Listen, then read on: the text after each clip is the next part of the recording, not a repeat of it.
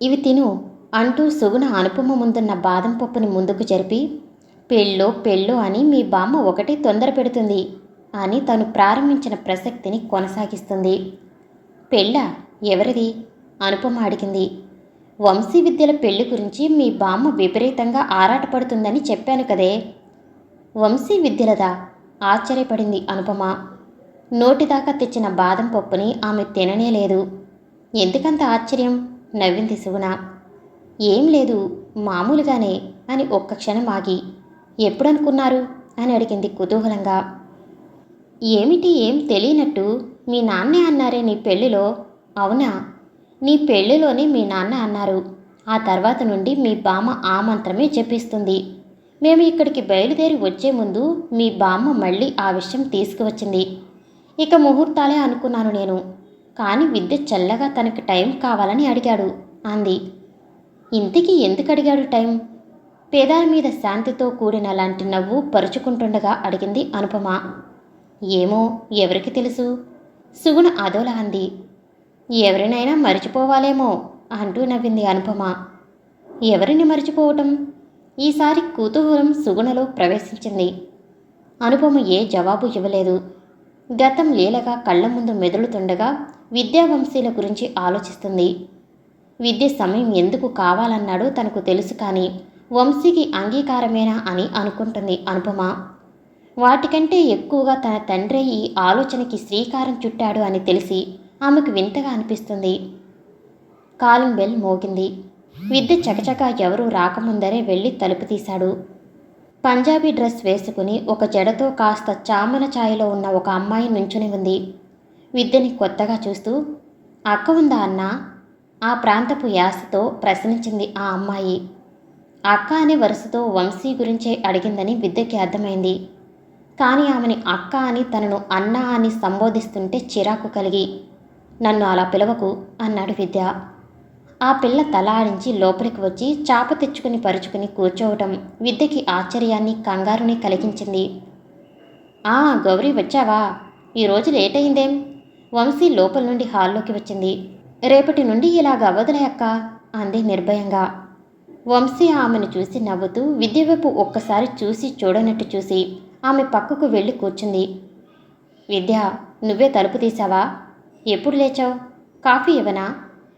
హాల్లో విద్యను చూసి అడిగింది పద్మజ. అని తలూపి ఆమె వెనకాలే వంటగదిలోకి వెళ్ళి, అత్త, ఎవరా అమ్మాయి అని తన మాటలు హాల్లోకి వినపడకూడదని సన్నగా అడిగాడు. కాసిన పాలు వేరే గిన్నెలో మళ్ళీ పొంగించి డికాషన్ వేస్తూ, గౌరని మన వాచ్మెన్ కూతురులే, రోజు వస్తుంది అంది పద్మజ. రోజునా? దేనికి? వంశీ ఇక్కడ ఇల్లు తీసుకున్న దగ్గర నుండి అడుగుతుందట, వాళ్ళమ్మ పనిలో పెట్టుకోమని. మేమిద్దరమే ఉండేది వద్దందట. ఇది పిల్లల్ని చదివించుకోవాలని డబ్బులు అవసరమని బతిమాలిందట. పై ఫ్లోర్లో ఒక టీచర్ ఉన్నారులే, ఆవిడ ఫీజు ఎక్కువ తీసుకుంటారట. ఆ విషయం చెప్తే ఊరికే చెప్తానని పిల్లని పంపించమంది. ఒకరికి విద్యాదానం చేసే అవకాశం అందరికీ రాదనుకో, కానీ రాత్రులు దీనికి ఎంత లేట్ అవుతుంది? అది అలసిపోతుందేమోనని నాకే కంగారు, కానీ దానికేం పట్టదు. పద్మజ కూడా సన్నగానే చెప్పింది. విద్య ఆమె అందించిన కాఫీ మగ్గు అందుకుని వంశీ ఎలా చెప్తుందో వినాలని మొబైల్లో ఈ పేపర్ చదువుకుంటున్నట్టు అక్కడే కుర్చీలో కూర్చున్నాడు. ఎక్సలరేషన్ క్యాల్కులేషన్ కరెక్ట్గానే చేసి యూనిట్స్ తప్పు వేశావు అని వంశీ సైన్స్ చెప్తుంది ఆ అమ్మాయికి. గౌరీ తనకి ఉన్న సందేహాలన్నీ అడిగి తెలుసుకుంటుంది. వంశీ ఓపికని చూస్తే విద్యకి ఆశ్చర్యంగా ఉంది. అందులోనూ ఆమె ఏం ఆశించకుండా చెప్తుంటే అతనికి అభినందించాలని అనిపించింది. వంశీకి మాత్రం విద్య అక్కడే కూర్చోవటం వల్ల ఇబ్బందిగా ఉంది. ఎప్పటిలా చెప్పలేకపోయింది. అక్క, మా అమ్మ తమ్ముడిని కూడా పంపాలనుకుంటుంది, పంపొచ్చా అని అడగమంది అంది గౌరీ. వద్దని చెప్పు. వంశీ అలా అనగానే గౌరీతో పాటు విద్యకి అర్థం కాలేదు. నాకు ఆఫీస్ ఉంటుంది, నీకు ఒక్కదానికి అయితే అన్నీ వివరంగా చెప్పగలను. కౌంట్ పెరిగితే నాకు ఏం కాదు, మీకే క్లారిటీ ఉండదు. వాడు నీకంటే చిన్నవాడే కదా, సాయంత్రం నువ్వే వాడికి చెప్పు, అది నీకు మంచిది. అందులో నీకేదైనా డౌట్స్ ఉంటే మార్నింగ్ నన్ను అడుగు, అర్థమైందా అని అడిగింది వంశీ. సరేనక్క. గౌరీ బుద్ధిగా తలూపింది అర్థమైనట్టు. సరే, ఈ రోజుకి వెళ్ళు, రేపు ఇలా లేట్ చేయకు. లేదంటే నువ్వే లాస్ అవుతావు. పంక్చువల్గా లేని వాళ్ళు నాకు నచ్చరు గట్టిగా అంది వంశీ. లక్ష్మి కూడా తన పని చేసుకుని అప్పుడే అక్కడికి వచ్చింది. వస్తానక్క అని వంశీకి చెప్పి లక్ష్మి వైపు తిరిగి వస్తాను మామగారు అని విద్య వైపు కూడా చూసి వస్తానంకుల్ అని మర్యాదగా చెప్పింది గౌరీ. వంశీ ఫకాలున నవ్వింది. గౌరీ తనను అంకుల్ అంటుంటే విద్య అదిరిపడ్డాడు. ఏయ్ గౌరీ, అంకులేంటే? లోపల నుండి వచ్చింది పద్మజ. అన్న అని పిలిస్తే అలా పిలవద్దన్నాడు అమాయకంగా చెప్పింది గౌరీ. విద్య షాక్ నుండి ఇంకా తేరుకోలేదు. వంశీ నవ్వటం వల్ల అతనికి మరీ ఉక్రోషంగా ఉంది. అలా అయితే సార్ అని పిలు, తెలిసిందా అని అడిగింది పద్మజ. గౌరీ మళ్ళీ తలూపి వస్తా సారు అని విద్యకి చెప్పి అక్కడి నుండి వెళ్ళిపోయింది. అలా గట్టిగానే ఉండాలి పద్దు, బాగా అన్నావు అంది లక్ష్మి. వంశీకి ఇంకా నవ్వు ఆకలేదు. లక్ష్మి తిడుతుందని బలవంతాన ఆపుకుంది. మరీ ఎక్కువ అయిపోయాయి ఇక్కడ ఈ ఆంటీ అంకుల్ అనే వరసలు. వేలం వెర్రిగా వయసుతో సంబంధం లేకుండా అలా పిలిచేస్తారు తనలో తనే అనుకుంటూ లోపలికి వెళ్ళింది పద్మజ. ఈరోజు ఏం కూర చేస్తున్నావు? నన్నేమైనా తరగమన్నావా? లక్ష్మి కూడా వంటగదిలోకి వెళ్ళింది. ఆఫీస్కి ఆలస్యం అవుతుందని వంశీ కూడా తన వంతు పని పూర్తి చేయాలని లోపల నుండి చీపురు చేట తీసుకువచ్చి గది తుడుస్తూ కూడా గౌరీ విద్యని అంకులాని అనడం తలుచుకుని నవ్వుతుంటే విద్య ఆమెను చూశాడు. అతనికి తెలుసు ఆమె ఎందుకు నవ్వుతుందో. ఉడుకుమోత్తనంతో వేగంగా వచ్చి ఎందుకే నవ్వుతున్నావు అని సన్నగా అంటూ వంశీ జడని చిన్నగా గుంజాడు. అంటూ వంశీ దూరం జరిగింది. చేతిలో చూసావుగా ఏముందో అంది వంశీ చీపురు చూపిస్తూ. వంశీ అతనిలా సన్నగా అనలేదు. ఎప్పుడు ఎలా మాట్లాడుతుందో అలాగే అంది. వంశీ ఏమిటే అంటూ లక్ష్మి యువతలకు రావటంతో విద్య చటుక్కున అక్కడి నుండి జారుకున్నాడు. అది నవ్విందని నా జడు గుంజాడు బామ్మ, ఫిర్యాదు చేసినట్టు చెప్పింది వంశీ. ఆ మాటలు విని పద్మజ కూడా అక్కడికి వచ్చింది. విద్య అలా చేసి ఉంటాడా అనుకుంటుంది ఆమె. లక్ష్మి మురిపంగా నవ్వి వాడు నువ్వు చిన్నతనంలోనూ ఇంతే, నీ జడనే లాగేవాడు అప్పుడు పిలకలు అంటుంటే పద్మజకి చిరాకుగా ఉంది. ఆ వయసుకి ఈ వయసుకి తేడా లేదు అనుకుంటుంది మనసులో. అది నవ్విందని కాదు, అది అంకుల్ అంటే ఇది నవ్వింది అందుకు. విద్య చకచకా వచ్చి ఆ మాట చెప్పి పద్మజని చూసి వాదన ఇష్టం లేని వాడిలా ఆఫీసుకు తయారవ్వటానికి వెళ్ళిపోయాడు. అత్త, రేపంటే తెల్లవారాక ఇంట్లో నో కుకింగ్, నలుగురం బయటికి వెళ్ళిపోదాం, ఎలాగూ వీకెండే కదా హుషారుగా అన్నాడు విద్య. వంశీకి కూడా ఎప్పటి నుండో తల్లిని సరదాగా బయటకు తీసుకువెళ్లాలని ఉన్నా లక్ష్మిని ఒంటరిగా వదలలేక తన ఆలోచనని వాయిదా వేస్తుంది. అందువల్ల ఆమె విద్యకి అడ్డు చెప్పలేదు. ఆ రోజు రాత్రి మరింకేం మాట్లాడకుండా అందరూ పడుకుండిపోయారు. మరునాడు విద్య క్యాబ్ బుక్ చేశాడు. అన్నీ తిరిగాక ఆకలి వేసింది. ఏం ఆర్డర్ ఇద్దాం? విద్య పద్మజని అడిగాడు. ఏం వద్దు, ఇక్కడ ఒక్క మనిషి తినే డబ్బుతో నెల్లాళ్ళు మనం కూరలు కొనుక్కోవచ్చు, పదండి ఇంటికి వెళ్ళిపోదాం అంది పద్మజ. వంశీ ఏదో అనేంతలో అత్త, ఇది నా treat on the eve of your birthday, రోజు వంట చేస్తూనే ఉంటావు, ఈ రోజైనా నీకు స్పెషల్ ఇలా చెప్పు అడిగాడు విద్య. తల్లి కోసం అతను అలా ప్రత్యేకంగా చేయటం వంశీకి నచ్చింది. అవును పద్దు, వచ్చిన దగ్గర నుండి నువ్వు వంటింట్లోనే మగ్గిపోతున్నావు, ఈరోజు కూడానా? లక్ష్మి కూడా అలా అనటంతో పద్మజ వద్దంటూ వాదించలేదు. నువ్వు ట్రై చేసేలా ఉన్న ఐటమ్స్ నేను తెస్తాను అంటూ వంశీ హుషారుగా వెళ్ళింది. నేను వెళతాను అంటూ విద్య ఆమెను వెంబడించాడు. లక్ష్మి పద్మజలు మారిన ప్రపంచం గురించి చర్చించుకుంటూ కూర్చున్నారు. ఏ శాంభవి, విద్య అల్లరిగా పిలిచాడు. వంశీ చువాలను చూసి ఊరుకుంది. మళ్ళీ మౌనవ్రతమా అని అడిగాడు. వంశీ సమాధానం ఇవ్వలేదు. సరే మాట్లాడవు కదూ, చెప్పేస్తాను మీ అమ్మతో. ఇది చిన్నప్పుడే అను ఎందుకు నేనెందుకు కాదు అని అనుకునేది అని చెప్పేనా కవ్వించాడు వంశీని. చెప్తే చెప్పు, లోపల చిన్న కంగారున్నా పట్టింపు లేనట్లుగా అంది వంశీ. అత్త అడిగితే క్లారిటీ కోసం ఎప్పటి నుండి అలా అనుకునేదానివి నువ్వు? విద్య వేళాకోళంగా అన్న వంశీకి మంటగా ఉంది. తను తేలిపోయి తప్పు చేశానని అనుకుంటూ కొద్దిగా కాముగా ఉండగలవా విసుగ్గా అంటూ తనకు కావలసిన పదార్థాలు ఆర్డర్ చేసి తీసుకుంది. వంశీ విద్యలు ఇంకా రాలేదేంటని అని చూస్తున్న పద్మజకి దూరంగా ఉన్న వాళ్ళిద్దరూ కనిపించారు. ఆమె వారి వైపే చూస్తుంది. ఎప్పుడు అని ఆమె పోనీటైల్ మొదలు పట్టుకుని గుంజుతున్నట్టు అభినయిస్తూ, చిన్నప్పుడు నీ జడ గుంజానని అమ్మమ్మ చెప్పిందే అప్పుడా అని అడుగుతున్నాడు విద్య. ఏయ్ అని చూపుడు వేలు చూపించింది వంశీ. వంశీ విద్యల మధ్య చనువు గమనించిన పద్మజకి బుర్ర తిరిగింది. పొరుగింటి ఇల్లాలు మాటలు అన్నీ గుర్తుకు వచ్చాయి హఠాత్తుగా. పెళ్లి గురించి మాట్లాడినప్పుడు విద్య సమయం అడిగితే అదొక రకంగా నిరాకరించటం అని పద్మజ అనుకుంది. కానీ రాను రాను అతని తీరు చనువు గమనిస్తే వంశీని లోకువ కట్టి విద్య ఎలా ప్రవర్తిస్తున్నాడా అని అనుమానపడింది. వంశీకి వేరే సంబంధాలు కూడా చూస్తే మంచిదని అనుకుంది. ఏమిటి? అవునండి, ఈరోజు మా బాబాయ్ ఫోన్ చేశాడు. అనుకోకుండా మా అన్నయ్య వాళ్ళ దీపు గురించి చెప్పాడు. నేనేమీ అడగలేదు. తనే మన వంశీ గురించి వాళ్లతో చెప్పాడట. పద్మజ ఫోన్లో మాట్లాడుతుంది. మనం విద్యని అనుకున్నాక ఆ విషయం చెప్పేయాక నువ్వెందుకు ఈ మాటలు వింటావు? విసుగ్గా అడిగాడు ప్రసాద్. లక్ష్మి పడుకుని ఉండగా బాల్కనీలో నుంచుని మాట్లాడుతుంది.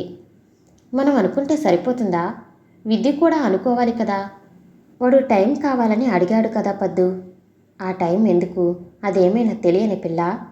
పద్మజకి విద్య జడలాగటం గుర్తుకు వచ్చి చిరాకుగా ఉంది. ఆమె వంశీ దగ్గర కూడా ఏం అనకుండా అడగకుండా జాగ్రత్త పడుతుంది. అరే, ఇంకా నెలైనా గడిచిందా? నెల కాదు, ఇంకా ఎక్కువే గడిచింది. ఇద్దరు వయసులో ఉన్నవారు, అందరం ఒకే ఇంట్లో ఉంటున్నామా? ఇప్పటికే పక్క వాళ్ళు ఎవరు మీ అబ్బాయా అని అడుగుతున్నారు. మేనలుడని చెప్పాను. అమ్మాయిని అతనికే ఇస్తారా అని అడుగుతున్నారు. అందరి నోళ్లు మూయించాలంటే అతను నోరు విప్పాలి కదా. తీరా చివరికి విద్య కాదంటే ఏం చెయ్యాలి ఆలోచించారా? భద్రత భద్రత అంటూ ఇంటికి రప్పించారు. నువ్వు అన్నవన్నీ వాస్తవాలే, నేను కాదనటం లేదు. ఇన్ని రోజులు ఎదురు చూసాం, ఇంకొన్నాళ్ళు చూద్దాం సర్ది చెప్పే ధోరణిలో మాట్లాడాడు ప్రసాద్. అవి పద్మజకి నచ్చలేదు. ఇంకెన్నాళ్ళండి? కొట్టినట్టు అడిగింది. ఎన్నాళ్ళు వంశీ వంశీ అని దాని దగ్గరికి వెళ్ళాక ఆనందంగా గడపక పెళ్ళి పెళ్ళి అంటున్నావు. మనమే ఏదేదో ఊహించుకుని వేరే సంబంధాలంటూ ప్రయత్నాలు చేస్తే అన్నయ్య వాళ్ళ దగ్గర చెడ్డవుతాం. వెంటనే పద్మజకి కోపం వచ్చేసింది. కూతురి భవిష్యత్తు గురించి ఆలోచించకుండా ఎవరి దగ్గరో చెడ్డ అవటం గురించి మాట్లాడుతున్న భర్తని ఎలా అర్థం చేసుకోవాలో ఆమెకు అర్థం కాలేదు. తాను ఆ విషయం భర్త వద్ద ప్రస్తావించి తప్పు చేశానని అనుకుంది. మరో దారి దొరకకపోయినా తానే ప్రయత్నం చేసి విద్య ఏమనుకుంటున్నాడో తెలుసుకోవాలని అనుకుంది. ఒక పక్క ఆఫీస్, మరో పక్క పనులు, ట్యూషన్ అని కష్టపడుతున్న కూతురి వద్ద ఈ మాటలు మాట్లాడాలంటే వంశీ ఏం ఊహించుకుంటుందో, తనని ఎలా అర్థం చేసుకుంటుందోనని ఆలోచిస్తుంది. విద్య గాయత్రి దగ్గరకు బయలుదేరుతుండగా వియ్యాల వారిని పలకరించి రావాలని లక్ష్మి కూడా తాపత్రయంలో అతని వెంట ప్రయాణమైంది. ఏరా, మమ్మల్ని చూడటానికి ఇన్నాళ్ళా? అమ్మమ్మగారి పర్మిషన్ దొరికిందా? విద్య రాగానే ప్రశ్నించాడు గాయత్రి మామగారు. లక్ష్మికి ఎప్పటిలాగానే ఆయన తీరు నచ్చలేదు. గాయత్రిని మెట్టినింటికి పంపిన నాడు ఎలా ఉన్నాడో, వయసు పెరిగినా వార్ధక్యానికి చేరువైనా అలాగే ఉన్నాడాయన. ఎందుకు హఠాత్తుగా మీరిటు వచ్చేశారు అని లక్ష్మిని ప్రశ్నించాడు. ఆవిడ ఆయన్ని చూస్తే విసుగ్గా ఉన్న ఆయన పెద్దరికానికి, ఆయనతో ఉన్న చుట్టరికానికి విలువనిచ్చి, మా ప్రకాష్ సుగుణ మా మనవరాలి దగ్గరికి వెళ్తేను ఇక్కడ మా మరిది గారి మనవరాలితో పాటే ఉంటున్నాను అని చెప్పింది. ఈ వర్క్ ఏదో నెగ్లిజెన్స్తో చేస్తే అర్థమయ్యేది కాదు, పూర్తయ్యేది కాదు. వంశీ ముఖం మీద అనే ధైర్యం లేక ఎవరితోనూ అంటున్నట్టు పొరపాట్లు సరిచేస్తూ తనలో తనే అనుకుంటున్నాడు రవి. అతను 2 రోజుల ముందే అన్సైట్ నుంచి వచ్చాడు. వంశీ చురుకైన చూపులు రవి కళ్ళు గమనించలేదు. ఏమైనా మిస్టేక్ ఉందా బగ్స్? వంశీ అనుమానంగా అడిగింది. రవి వెనున్నట్టు ఊరుకున్నాడు. రవి అని అతన్ని పిలిచింది వంశీ. అప్పుడు ఆమె వైపు చూశాడు. ఇద్దరు ఆంగ్లంలో మాట్లాడుకుంటున్నారు. డెవలప్మెంట్లో ఏమైనా కరెక్షన్స్ అవసరమా చెప్పండి. I will make it correct అని అడిగింది వంశీ. 1-2 కాదండి అన్నాడు విసుక్కుంటున్నట్టు. ఎన్నైనా ఈ నైట్కి కంప్లీట్ చేయటానికి ట్రై చేస్తాను. రాత్రంతా ఉండి చేయడం కాదు వంశీ, వర్క్ ఎప్పుడు స్మార్ట్గా ఉండాలి. సీనియారిటీ గడిచిన అఫీషియల్ సిఎస్లో కాదు, వర్క్లో కనిపించాలి అన్నాడు సున్నితంగా. అంటున్నట్టే అతని భావాన్ని వ్యక్తం చేశాడు రవి. వంశీకి అతని మాటలు గుచ్చుకున్నాయి. ఆ ప్రాజెక్టులోకి వంశీ వచ్చిన దగ్గర నుండి రవి ప్రవర్తన దెప్పుతున్నట్టే ఉండేది. అతను అన్సైట్లో ఉన్నా కూడా మెయిల్స్లోనూ ఫోన్ సంభాషణలోనూ తనదైన రీతిని ప్రదర్శిస్తూనే ఉండేవాడు. మీరు స్ట్రైట్గా చెప్పండి, వంశీ మామూలుగా అడిగింది. అదే తప్పు. ఇంకొకరు చెప్పేదాకా మీరు చూసుకోకపోతే ఎలా? మీరు ఈ ఆర్గనైజేషన్లో 4 years కంప్లీట్ చేసుకున్నారు. మీరు అడుగుతున్నారటగా అన్సెట్ ఛాన్స్ గురించి. ఇలా అయితే అక్కడ అంటూ పెదవి విరిచాడు రవి. వంశీ ఇంటి ఆలోచనలతో పని మీద దృష్టి పెట్టడం లేదు. విద్య ఆలోచనలు తరచుగా ఆమెను ఇబ్బంది పెడుతున్నాయి. ఆ రోజు రవి మాటలతో విద్య మీద ధ్యాసని పని మీదకు మళ్లించుకుంది వంశీ. వంశీ పట్ల విద్యకి విముఖత ఉన్నట్టు పద్మజకి ఏనాడు అనిపించలేదు. పైగా అతను కనపరిచే చనువు స్పష్టంగా కనబడుతుంది. అనుపమ పెళ్లిలో కలిసినప్పుడు వంశీ పట్ల అతనికి ఆ చనువు లేదని ఆమెకు తెలుసు. ఒకవేళ ఈ చనువు అర్థం చేసుకోవటాలు, సహాయాలు చేయటాలు అభిమానమే అయితే వంశీని చేసుకోవటానికి సమయం ఎందుకు అడిగినట్టు? పద్మజ ఆలోచనలు సాగుతున్నాయి. ఏమైనా ఆ రోజు తన అనుమానాన్ని నివృత్తి చేసుకోవాలని అనుకుంది. అదే రోజు తను ఏవో వస్తువులు తెచ్చుకోవాలంటే పద్మజని తను తీసుకువెళ్తానని అన్నాడు విద్య. పద్మజ వద్దని చెప్పలేదు. డిపార్ట్మెంటల్ స్టోర్స్లో విద్య డియోడ్రెంట్ల దగ్గర నుంచుని వాటిని గమనిస్తున్న విద్య దగ్గరికి వచ్చింది పద్మజ. వెంటనే ఆమె వైపు తల తిప్పి ఏంటత్తా అని అడిగాడు విద్య. వెంటనే విషయానికి రావాలంటే ఆవిడకు చిన్నపాటి ఇబ్బంది అనిపించి నువ్వు మెకరోని తింటావుగా అని మార్చి అడిగింది. నాకేమి తెలుస్తాయి, నీ ఇష్టం వచ్చినది తీసుకో అని అతను అనగానే తలూపి పద అంటూ విద్యని తనతో రమ్మన్నట్టుగా నడిచింది. వంశీని పెళ్లి చేసుకోవటానికి టైం ఎందుకు అడిగావు అని అడిగింది. విద్యకి పెళ్లి ప్రసక్తి అనూహ్యమైనదిగా తోచింది. కెరీర్ గురించి కొన్ని ప్లాన్స్ ఉన్నాయి. నాకు సొంతంగా అంటూ ఆడాల్సిన అబద్ధం గురించి వెతుక్కుంటున్నాడు విద్య. అసలు వంశీ అంటే నీకు ఇష్టమేనా కాదా? ఆ విషయం చెప్పలేక టైం అడిగావా? ఎందుకలా అడిగావు నువ్వు అని అడిగాడు ఏం అనాలో తెలియక. చాలామంది అదే అబద్ధం చెప్తారు. ఎందుకు ఇండైరెక్ట్గా? వంశీని కిరీటి గురించి ఏమైనా అనుకుంటున్నావా? అది నీతో అన్నీ చెప్పి ఉంటుందని నాకు అనిపిస్తుంది. చీచీ వెంటనే అన్నాడు విద్య. అతని స్పందనలోనే వంశీ పట్ల విద్యకేమి అనుమానాలు లేవని పద్మజకి తెలిసింది. కానీ ఎందుకతను వెనుకాడుతున్నాడో అర్థం కాలేదు. నాకు వంశీ అంటే చాలా ఇష్టం. నిజానికి అమ్మమ్మ అందరిలో అనకముందే నేను వంశీని పెళ్లి చేసుకుందామని అడిగాను. విద్య అలా చెప్తుంటే పద్మజ ఆశ్చర్యంగా చూసి వెంటనే కంగారుగా వంశీకి ఇష్టం లేదా అని అడిగింది.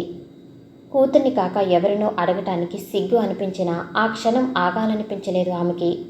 విద్య అవునన్నట్టుగా తలూపాడు. ఎందుకు అని విద్యని అడగాలని పద్మజకి అనిపించలేదు. మరి నువ్వు ఆ రోజు నలుగురిలోనే ఈ విషయం ఎందుకు చెప్పలేదు అని అడిగింది పద్మజ వెంటనే. తనకిష్టం లేదని తెలిసాక నాకిష్టమేనని అందరిలో చెప్తే వంశీని అమ్మమ్మ ఇబ్బంది పెడుతుందని నాకు తెలుసు. మావయ్య అడుగుపెట్టి ఇక్కడ ఉంటున్నాను కానీ లేకపోతే రాకూడదని అనుకున్నాను. మీ మావయ్య వల్ల ఇబ్బంది కలిగినందుకు సారీ అంది పద్మజ. చచా అలా ఎప్పుడు అనద్దు.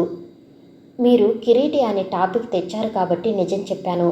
లేకపోతే మీకు టైం కావాలని చెప్తాను అన్నాడు విద్య.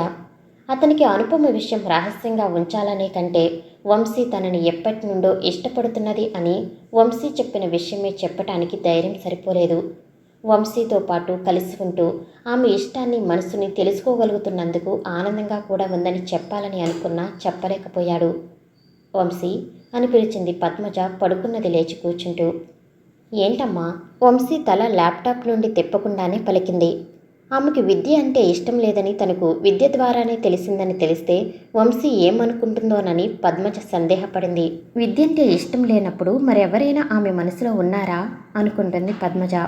అది కిరీటి కాదు కదా అని ఆమె భయపడింది. వంశీ, మా బాబయ్య నీకు చిన్నతాతగారు తెలుసుగా? తెలుసు. ఆయనకి ఏమైంది? ఆయనకి ఏమీ అవలేదు. నీకు మ్యాథ్స్ చెప్పాడు అని తెలివిగా కూతురి మనసు తెలుసుకునే యత్నం చేసింది. వంశీ కంగారుగా తల తిప్పింది. అతని పేరు దీప్, పూర్తి పేరు ప్రదీప్. పద్మజ ఇంకా చెప్పకముందే అమ్మా, ఎందుకు అందరూ పెళ్లి గురించే మాట్లాడతారు? బామ్మ ఇదే మాట, నువ్వు ఇదే మాట. నాకు వీటికంటే ముందు చాలా పనులున్నాయి. దయచేసి పెళ్లి గురించి మాత్రం చెప్పకు.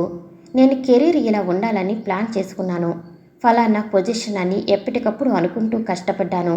ఇప్పుడు అంతే. విద్యని అడిగినట్టు కూతురిని అనలేకపోయింది పద్మజ. ఆమె మీద నమ్మకం ఒక కారణమైతే కూతురు బాధపడకూడదని జాగ్రత్త పడటం మరో కారణం. ఈరోజు ఆఫీసులో రవి మాట్లాడుతుంటే వాడి నాలుక కోసేయాలని అనిపించింది. వాడిలా అనటం ఇదే ఫస్ట్ టైం. అయితే నేను ఇలా అనుకునేదాన్ని కాదు. నేను ఆన్సైట్ గురించి ట్రై చేస్తున్నానని ఏడుపుగా ఉంది. వాడు కూడా నా మీద డిపెండ్ అవ్వాలి, అలా కష్టపడాలి అనుకుంటుంటే నువ్వు పెళ్ళి అని అంటావు. రవి ఏమన్నాడు? తన బాధ మర్చిపోయి కూతురి బాధని అర్థం చేసుకుంటుంది పద్మజ. వంశీ ఆఫీస్ విషయాలు చెప్పుకుపోతుంది. పద్మజ అంతా శ్రద్ధగా వింటుంది. అమెరికాలో ఉంటున్న ప్రకాష్ ఎప్పటికప్పుడు లక్ష్మి క్షేమ సమాచారాల గురించి తెలుసుకుంటూనే ఉన్నాడు. లక్ష్మి గాయత్రి ఇంటికి వచ్చిందని తెలిసింది. స్వదేశంలో ఉంటే విదేశంలోనైనా జరిపించదలుచుకున్న వేడుకని అక్క చెల్లెళ్ళని తమ్ముడిని సొంతింటికి ఆహ్వానించి కూతురి జీవితంలో చోటు చేసుకున్న శుభ పరిణామాన్ని పండుగలా జరిపించేవాడు. జీవితం తనకివ్వబోతున్న కొత్త పదవిని ఘనంగా అందరికీ తెలియచేసేవాడు. విదేశం వెళ్ళిన సుగుణ ఆచారాలని మాత్రం వదలలేదు. అక్కడి తెలుగు కుటుంబాలని అచ్యుతి స్నేహితులని ఇంటికి ఆహ్వానించి అనుపమకి గాజులు వేయించింది. ఆ శుభకార్యం లక్ష్మి కూడా చూడాలని ప్రకాష్ ఆకాంక్ష. స్కైప్ ద్వారా ఆ ఏర్పాట్లు చేశాడు. పరోక్షంగా గాయత్రి లక్ష్మి వేడుకలో భాగం పంచుకున్నారు. లక్ష్మి గర్భంతో నిండుగా ఉన్న అనుపమని చూసి మురిసిపోయి మెటికలు విరిచింది. అందరితోనూ మాట్లాడాక, బామ్మ బావేడి కనిపించడే అని అడిగింది లక్ష్మిని. ఆవిడికి అనుపమ ప్రవర్తన ఎందుకో నచ్చలేదు. ఎందుకే అని అడిగింది వాడిగా. ఎందుకంటావేంటి? అందరితోనూ మాట్లాడాను కదా, బావతోనూ మాట్లాడదామని. లక్ష్మికి విద్యని పిలవటం ఇష్టం లేదు, కానీ గాయత్రి మాత్రం పిలుస్తానే, ఇక్కడే ఉన్నాడు అంటూ విద్యని పిలిచింది. విద్య తల్లి బలవంతం వల్ల వచ్చి ల్యాప్టాప్ ముందుకు వచ్చి కూర్చున్నాడు. హాయ్ బావా, ఎలా ఉన్నావు? నవ్వుతూ హుందాగా అడిగింది అనుపమ. ఫైన్, నువ్వు? అచ్యుత్ ఎలా ఉన్నారు? ముభావంగా ప్రశ్నించాడు. బిందాస్గా ఉన్నాం ఇద్దరం, పొడిచినట్టు చెప్పింది. లక్ష్మి చూపులు అనుపమని అతుక్కుపోయాయి. ఇండియా ఎప్పుడొస్తారు? మాటలు వెతుక్కుంటున్నట్టున్నాడు విద్య. ఇప్పటిలో అటు రావాల్సిన పనులేం లేవు, కానీ నువ్వు పెళ్లి చేసుకుంటే రావాలి అంది అనుపమ తెలివిగా. సుగుణ అంతా చెప్పి ఉంటుందని అనుకుంది లక్ష్మి. తప్పకుండా రావాలి, మధ్యలో గాయత్రి అంది ఆనందంగా. నా పెళ్లి కుదిరితేనే అక్కర్లేదు. విద్య మాట పూర్తి చేయకముందరే, వంశీ పెళ్లి కుదిరినా రావచ్చులే అని నవ్వింది అనుపమ. ఆమె నవ్వుతుంటే మొదటిసారి కడుపు మండింది విద్యకి. వంశీ పెళ్లి అనటంలో ఆమె ఉద్దేశం అర్థం కాలేదు. తామిద్దరి పెళ్లి జరుగుతుందనా? వంశీ తనని కాదని మరెవరినైనా చేసుకుంటుందనా? చేసుకోవాలనా? విద్యకి ఆలోచనలు విరామం లేకుండా సాగిపోతున్నాయి. పెళ్లి అయిపోయాక పెళ్లి గురించి తప్ప ఏం గుర్తున్నట్టు లేవు. పెళ్లి మాటలు తప్ప మరేం మాట్లాడలేదు. చురకపెట్టినట్టు నవ్వాడు. విషయం తెలియని పెద్దవాళ్ళు బావమరదల్లా వేళాకోళాలని అనుకుంటున్నారు. విద్య చురకంటించానని అనుకున్నాడు, కానీ అనుపమ మరోలా అర్థం చేసుకుంది. గుర్తున్నాయి కనుకే నీ పెళ్లి గురించి అడిగాను అంది శ్లేషగా. విద్య గతుక్కుమన్నాడు. ఆ శ్లేష లక్ష్మి మాత్రమే గ్రహించగలిగింది. ఏం గుర్తున్నాయి? విద్య తగ్గకుండా అడిగాడు. అన్నీ మన చిన్నతనం, ఆటలు నేనేం మర్చిపోలేదు బావా. అదే చైల్డ్హుడ్. అర్థం ఉన్నా లేకపోయినా జ్ఞాపకాలుగా నిలిచిపోతాయి. కెరీర్ ఎలా ఉంది? కెరీర్కేం బాగుంది. It is ఎక్సలరేటింగ్. సరేలే, ఇక నన్ను నా కొడుకుతో మాట్లాడుకొనివ్వండి అడ్డం వచ్చింది లక్ష్మి. ఆవిడ మరి కొద్దిసేపు మాట్లాడి ముగించేసింది. మెల్లగా అందరూ నిద్రలోకి జారుకున్నారు. లక్ష్మికి మాత్రం వెంటనే నిద్ర పట్టలేదు. అభివృద్ధి చెందుతున్న ప్రపంచం ఒక పక్క ఆశ్చర్యం గొలుపుతుంటే, మరోపక్క లోకంతో పాటుగా మారుతున్న మనుషుల తీరు భయపెడుతుంది.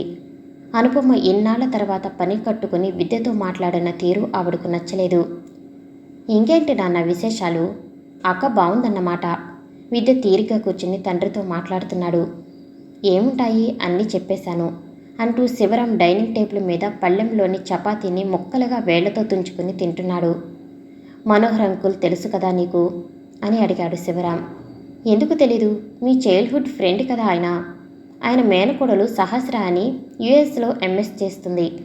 ఆ అమ్మాయికి ఈ ఏడు పెళ్లి చేసేయాలని వాళ్ళ బావగారు ఈ ప్రసక్తి తెస్తే తను నీ పేరు చెప్పాడట. శివరాం కొడుకు ముఖంలోని భావాలని చదువుదామని చెప్పడం ఆపాడు. నేను చెప్పాను కదా, అమ్మ మీతో చెప్పలేదా? పెళ్లి చేసుకోవటానికి నాకు కొంచెం టైం కావాలి. సహస్రని ఒక్కసారి నువ్వు కలిస్తే బాగుంటుంది. తను ఈ నెల ఒక అకేషన్ గురించి ఇండియా వస్తుంది. శివరాం చెప్పి కొడుకు వైపు చూశాడు. నాకిప్పుడు ఆ ప్లాన్ లేనప్పుడు తనని కలవటం ఎందుకు? మీ మావయ్య కూతుర్ని చూశాంగా, ఎంత దర్జాగా ఉంది. మీ మావయ్య ఫ్యూచర్లో కొడుకుని అక్కడే సెటిల్ చేస్తారట. నాకు నీ విషయంలో అలాంటి ఆశలుండవా? ప్రశ్నించాడు శివరాం. తాతగారేమో లలిత పచ్చ బంగారం, కొబ్బరి తోట మన ఆస్తికి కలుస్తుంది అంటారు. మీరేమో యుఎస్ సహస్ర అంటారు. అసలు ఈ కాంపిటీషన్స్ ఏంటి నాన్న? నాకు కాంపిటీషన్స్ కంటే సాటిస్ఫాక్షన్ చాలా ముఖ్యం. అందులోనే నాకు దర్జా ఉంది. ఎవరిష్టాలు వాళ్ళవి, మీ ఇష్టాలని నా మీద రుద్దకండి అని అక్కడి నుండి వెళ్ళిపోయాడు విద్య. వంశీ విద్య ఇద్దరు ఎవరికి ఎదురైన పరిస్థితులను బట్టి వారు తాత్కాలికంగా పెళ్లి అనే అంశాన్ని పక్కన పెట్టి వారి వారి విధుల్లో కొనసాగుతున్నారు. వంశీ ఇంట్లోకి వెళ్ళేసరికి పద్మజ, లక్ష్మి ఏవో కొత్త చీరలు చాపపై పరిచి పరికించి చూస్తూ మాట్లాడుకుంటున్నారు. ఏంటమ్మా ఈ చీరల షాపు అని నవ్వింది వంశీ. చీరలున్నవి 4, అవి పరిస్తే షాపు అయిపోయిందేమిటే అంది లక్ష్మి. రేపు ఎథనిక్ వేర్ ఉందని చెప్పావుగా, ఎప్పుడు ఆ డ్రెస్సులు కలీలు ఏం వేసుకుంటావని ఇవి చూస్తున్నామే పద్మజ బదులిచ్చింది. ఇదిగో ఈ టొమాటో రెడ్ శారీ, ఈ gold colour blouse first try చెయ్యి అని చెప్పింది పద్మజ. వంశీ తల్లి చెప్పినవి తీసుకుని బెడ్రూమ్లోకి వెళ్ళి చీర కట్టుకుని బయటికి వచ్చింది. పద్మజ వంశీని చీరని చూసి నవ్వి లేచి వచ్చి కుర్చీలు మళ్ళీ పెట్టి అందంగా చీర కట్టింది. లక్ష్మి మనవరాలిని మురిపంగా చూసుకుంటుండగా పద్మజ వంశీని అలా ఒక ఫోటో తీసి కెమెరా పక్కన పెట్టి మరో చీర కట్టుకుని రమ్మంది. వంశీ తర్వాత మావి చిగురు రంగు చీర కట్టుకుంది. ఆ తర్వాత నీలాకాశం మీద వెండి తారలని వెదజల్లినట్లున్న చీర కట్టుకు వచ్చింది. పద్మజ వంశీ జుట్టుని దువ్వి చీర కొంగు జారకుండా సిల్వర్ కలర్ బ్లౌజ్కి పైట చెంగుకి కలిపి ఒక పిన్ పెట్టి మళ్ళీ ఫోటో తీస్తుండగా ఇంతలో కాలింగ్ బెల్ మోగింది. గౌరీ వచ్చుంటుంది, ఇందాక ఏదో టెస్ట్ ఉంది అంది, నేను వెళ్ళి తీస్తానుండు అని చెప్పి వంశీ చకచక అడుగులు వేస్తూ వెళ్ళి తలుపు తీసి ఎదురుగా కనిపించిన కిరీటిని విద్యని చూసి అవాక్కయింది. రోజు విద్య ఆ సమయానికి రాడు, కానీ అతనితో కిరీటి ఉండటంతో వంశీ కొంత తడబడుతూ రండి అంది. పద్మజ గౌరీ కాక మరెవరూ వచ్చారని గ్రహించిన వెంటనే అక్కడ చిందరవందరగా పడున్న చీరలని చాపని వేగంగా లోపలికి పట్టుకుని వెళ్ళిపోయింది. వంశీ ఆ సమయంలో ఇంట్లో ఉండటం కూడా విద్యకి అనూహ్యమైన పరిణామమే. వంశీని నకసిక పర్యంతం గమనించకుండా ఊరుకోలేకపోయి విద్య కళ్ళు వంశీ నడుం చుట్టూరా కొంగు తీసుకుని కుర్చీ తీసుకువచ్చి వేసింది. కూర్చోండి కిరీటి అని చెప్పింది. హాయ్ వంశీ అన్నాడు కిరీటి. ఏంటిలా సడన్గా, అది ఇక్కడ అని అడిగింది వంశీ. కిరీటిని పద్మజ చూడటం అదే మొదటిసారి. ఎప్పుడూ వంశీ మాటల్లో అతని పేరు వినడమే కానీ అతని రూపురేఖలామె ఎరుగదు. విద్య హెల్మెట్ పెట్టడానికి లోపలికి వెళ్ళాడు. జస్ట్ మినిట్ అంటూ వంశీ పద్మజ దగ్గరికి వెళ్తుంటే బాగున్నావు బ్లూ శారీలో విద్య ఒళ్ళంతా కళ్ళు చేసుకుంటూ సన్నగా చెప్పాడు. ఎందుకు నా ఫేవరెట్ కలర్ కట్టావు అని మళ్ళీ గుసగుసగా అడిగాడు. ఆ మాట అంటూ వంశీని చూసి ఎందుకు అని మళ్ళీ అడుగుతున్నట్టు కళ్ళెగరేశాడు. వంశీ అతని చూపులకి సిగ్గుగా చూపు తిప్పుకొని పద్మజ వద్దకు వెళ్ళిపోయింది. దాచుకోవాలని ప్రయత్నించినా ముఖంలో ఆ భావాలు కనిపించకుండా దాచలేకపోయింది వంశీ. ఏ బ్లష్ పోయకుండానే ఆమె బుగ్గలు గులాబీలయ్యాయి. వంశీ ముఖంలో దోబూచలాడుతున్న సిగ్గుని గమనించిన పద్మజ ఆశ్చర్యపోయింది. అమ్మా, విద్యతో వచ్చారే తనే కిరీటి, కాఫీ పెడతావా అని అడిగింది వంశీ. కూతురి ముఖంలోని కొత్త మెరుపులు ఆ కిరీటి కోసమేనేమో అనుకుని భ్రమపడింది పద్మజ. విధి కూడా వెళ్ళి అక్కడే నుంచున్నాడు. వంశీ కూడా వచ్చాక నా బైక్ పాడైతే ఇంటి దాకా లిఫ్ట్ ఇచ్చారు కిరీటి, ఇక్కడి దాకా వచ్చాక ఇంటికి రాకపోతే ఎలా అని పైకి తీసుకొచ్చాను అని చెప్పాడు విద్య. కిరీటి ఎవరో తెలియక అర్థం కానట్టు చూసిన లక్ష్మి తనకు తెలియకపోయినా నమస్కారమండి అంటూ కిరీటి వంగి లక్ష్మి పాదాలని ముట్టుకున్నాడు. అతని సంస్కారం చూసి లక్ష్మి ఉబ్బి తబ్బిబ్బైపోయింది. ఇంప్రెషన్ కొట్టేయటానికా బాబు విద్య మనసులో అనుకున్నాడు. కళ్యాణమస్తు అని దీవించి పెళ్ళి అవలేదు కదా అని అడిగింది లక్ష్మి. ఇంకా లేదులేండి అని నవ్వేశాడు కిరీటి. విద్యకి మనసులో మండుతుండగా పైకి పళ్ళెకిలించాడు. పద్మజ కాఫీతో పాటు ట్రేలో కరాచీ బిస్కెట్స్ తీసుకువచ్చి మొదట కిరీటికి అందించింది. వంశీ తల్లిని అతనికి పరిచయం చేసింది. తన తల్లి మ్యూజిక్ స్కూల్ ప్రారంభించిన రోజే విద్యతో పరిచయమైన ఎక్కడో వంశీ పట్ల ఇష్టం అలాగే ఉండేది కిరీటికి. కానీ విద్య వంశీ ఒకే ఇంట్లో ఉంటున్నారని అతనికి ఆ రోజు తెలిసింది. ఇక ఆ క్షణంలో తను మరే ఆశలు పెట్టుకోకూడదని నిర్ణయించుకున్నాడు. అంతలో గౌరీ వచ్చింది. వంశీ కిరీటికి గౌరీ ఎందుకు వచ్చినది చెప్పి తాను తీసుకున్న బాధ్యతకి న్యాయం చేయటానికి మరో గదిలోకి వెళ్ళిపోయింది. నేనిప్పుడే వస్తాను అని చెప్పి పద్మజ ఎంగిలి కప్పులు తీసుకుని లోపలికి వెళ్ళింది. మీరు బోర్ ఫీల్ అవుతున్నట్టున్నారు సాగర్ అంటూ కిరీటి ట్రేలోని కరాచీ బిస్కెట్ తీసుకుని తిన్నాడు. అదేం లేదు అని పైకి అంటూ అసలు మొహమాటం లేదేమో వీడికి విద్య మనసులో అనుకున్నాడు. ఇద్దరూ వారి వారి ఆఫీసుల గురించి మాట్లాడుకున్నాక అది అసందర్భమే అయినా మధ్యలో అన్నాడు, యు ఆర్ లక్కీ అని కిరీటి. విద్య అర్థం కానట్టు చూశాడు. మీరే కదా వంశీప్రియ గారి మనసు గెలుచుకున్నది అని వివరిస్తున్నట్టుగా అన్నాడు కిరీటి. విద్య తుల్లిపడ్డాడు. ఎక్స్క్యూజ్ మీ, తానేమైనా పరాకుగా ఉండి ఒకటంటే మరోలా వినిపించిందేమోనని అలా అన్నాడు విద్య. మీరు సరిగానే విన్నారు. మీరు లక్కీ అంటున్నాను. ఎందుకని? విద్య కళ్ళు చికిలించి కుతూహలంగా అడిగాడు. పెట్టి పుడితే దక్కుతుంది అలాంటి అమ్మాయి. I mean Vamshapriya. గౌరికి మ్యాథ్స్ చెబుతుందన్న మాటే కానీ వంశీ దృష్టంతా హాల్లోనే ఉంది. కిరీటి విద్యల మాటలు ఆమెకు వినిపిస్తున్నాయి. కిరీటి చెప్పిన సంగతి విద్యకి ఆశ్చర్యంగా అనిపించింది. వంశీ తన గురించి ఏం చెప్పకుండా కిరీటి అలా మాట్లాడాడు కదా అని లోలోపల ఆనందపడుతూ, నాకు దక్కిందని మీరెలా చెప్పగలరు అని అడిగాడు. వంశీయే చెప్పారు అని నవ్వాడు కిరీటి. విద్య తిరిగి ఏదో అడుగుదాం అనుకునేలోగా లక్ష్మి ఏదో పుస్తకంతో వచ్చింది. కిరీటితో ఆ పుస్తకం గురించి మాట్లాడాక నాకిక ఆలస్యం అవుతుంది, నేను బయలుదేరుతాను అని కిరీటి అనటం వినిపించి అక్కడికి వచ్చింది వంశీ. రాగానే, సారీ కిరీటి, ఏమీ అనుకోకండి, నేను మీకు కంపెనీ ఇవ్వలేకపోయాను అంది. మనం రోజు ఆఫీసులో కలుస్తూనే ఉంటాంగా, ఈ సారీలెందుకు? ఈ spend your time for a purpose, Kiriti మనస్ఫూర్తిగా అన్నాడు. వంశీ చిన్నగా నవ్వింది. అందరికీ చెప్పి కిరీటి బయలుదేరాడు.